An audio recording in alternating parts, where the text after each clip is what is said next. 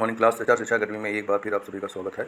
यहाँ पे आज हम टॉपिक उठाएंगे श्वसन तंत्र। ठीक, और श्वसन तंत्र के बारे में जानेंगे। श्वसन तंत्र क्या होता है।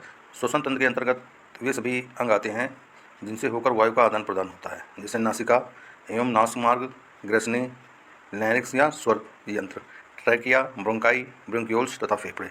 ये क्या हैं? ये सारे हमारे जो हैं, जितने भी अभी नाम हमने लिए हैं, ये श्वसन तंत्र के अंतर्गत सभी अंग आते हैं। मनुष्य के वक्ष गुहा में 2 फेफड़े होते हैं, ठीक, जो फुफ्फुस, सौवर्ण या प्लूरल मेम्ब्रेन द्वारा घिरे होते हैं।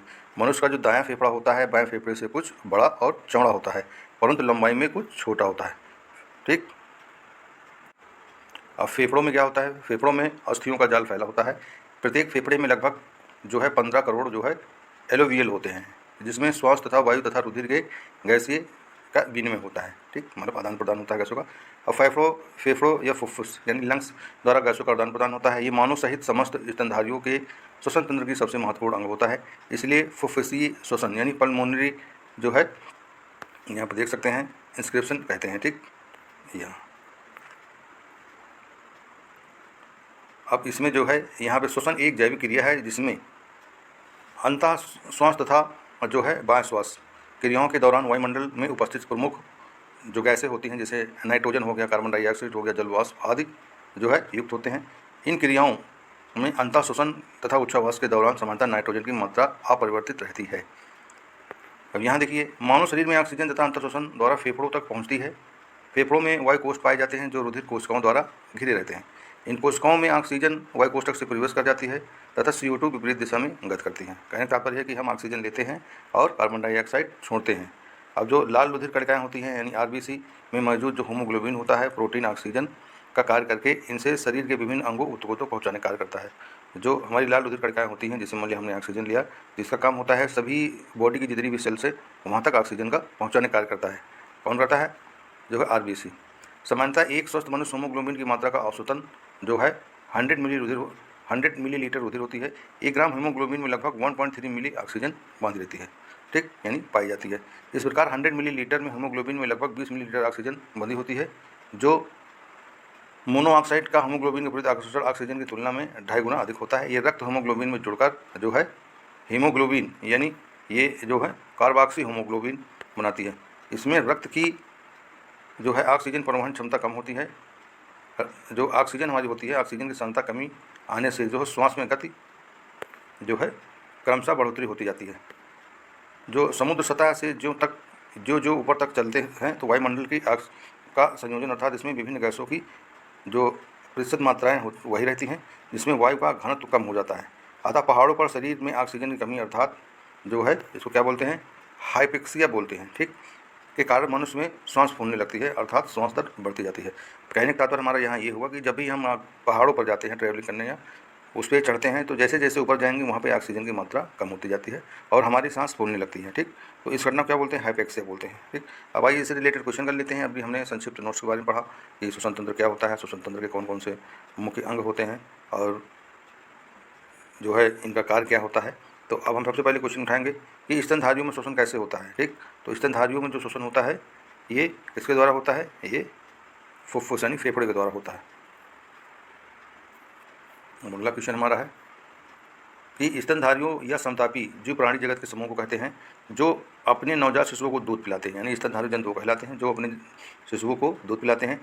इनके नर एवं मादा दोनों में लाल ग्रंथियाँ पाई जाती हैं, परंतु मादा की जो स्तन ग्रंथि होती है वो अत्यधिक विकसित होती है। ये कशेरुकी प्राणी मुख्यतः फुफ्फुस फेफड़ा द्वारा शोषण करते हैं। श्वसन क्रिया में कौन से घटक की मात्रा में कोई परिवर्तन नहीं होता है? ठीक, तो जो नाइट्रोजन होती है उसमें कोई परिवर्तन नहीं होता। श्वसन क्रिया एक जैविक क्रिया है जिसमें वायुमंडल से अंतः श्वसन क्रिया में लगभग 78% nitrogen, 20% oxygen, 0.03% carbon dioxide, CO2। ठीक, देखो ऑक्सीजन जो है 0.03%, यहाँ पर देखना जो 78% जो है नाइट्रोजन है, 20% ऑक्सीजन है, 0.32% कार्बन डाइऑक्साइड है तथा 0.5% जो है जलवाष्प की मात्रा में हीलियम, आर्गन, नियॉन गैसें होती हैं। ठीक, ये देखिए यहाँ पे ये जो परसेंटेज की मात्रा आप लोगों को याद करना बहुत ज़रूरी है। कभी कभी परसेंटेज की मात्रा एग्जाम में पूछ लिया जाता है।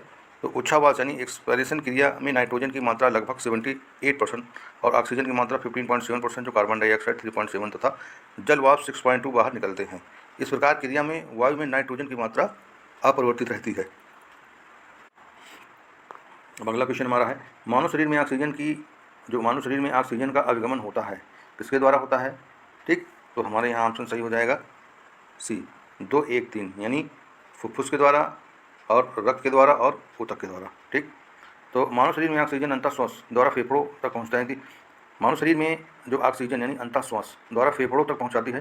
फेफड़ों में ही वायु कोष्ठ पाए जाते हैं जो कि रुधिर कोशिकाओं द्वारा घिरे रहते हैं। इन कोशिकाओं में ऑक्सीजन वायु कोष्ठक में प्रवेश कर जाती है तथा CO2 विपरीत दिशा में गति कर जाती है।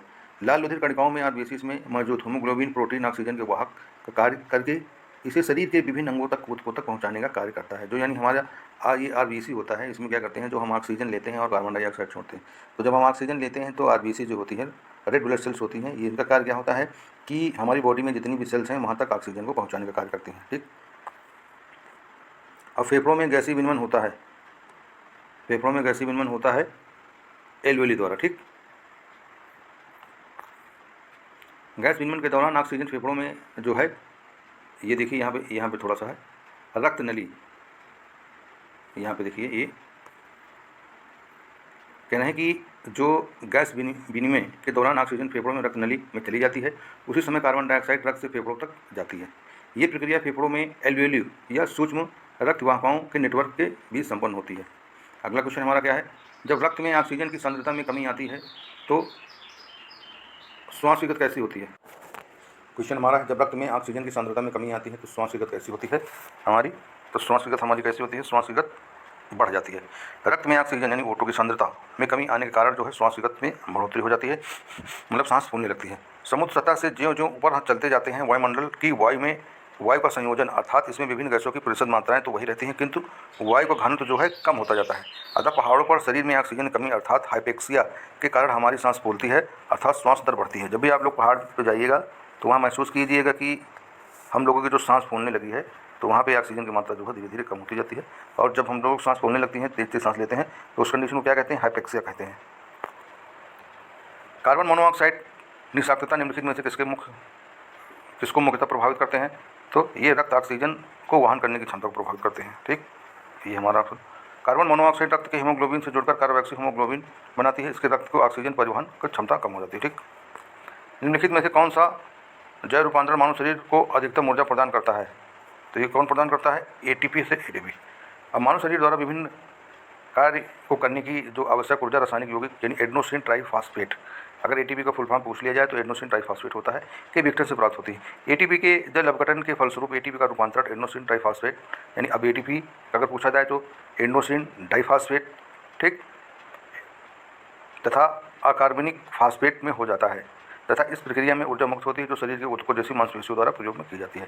ATP + H2O = ATP + PI + energy. ठीक, अब इसमें अगला क्वेश्चन हम देखेंगे।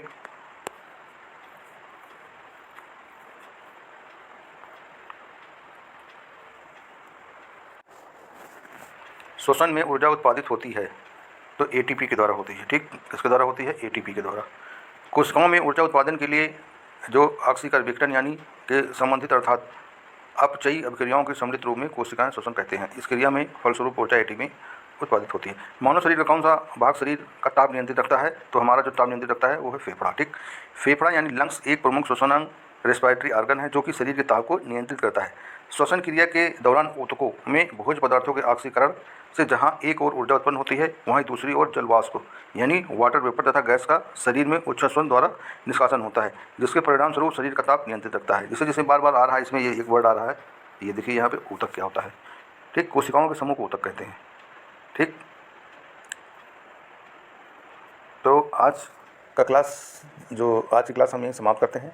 इसमें जो अभी हमारा जो है RO ARO और UPPCS का प्री एग्ज़ाम लगा हुआ है, तो उसको देखते हुए हम यहाँ पे केवल रिवीजन सीरीज चलाना है। तो आप लोगों को क्या करना है, केवल इसमें रिवाइज़ करना है आप लोगों को, यानी 2x पे लगा लीजिए, 1.5x पे लगा लीजिए, 1.5 पे लगा लीजिए। केवल ध्यान से आप लोगों को एक बार सुनना है। ठीक, इससे क्या होगा कि आपको जो है पढ़ने का समय नहीं मिल रहा तो केवल रिवाइज हो जाएगा। तो आज का वीडियो देखने के लिए बहुत बहुत धन्यवाद।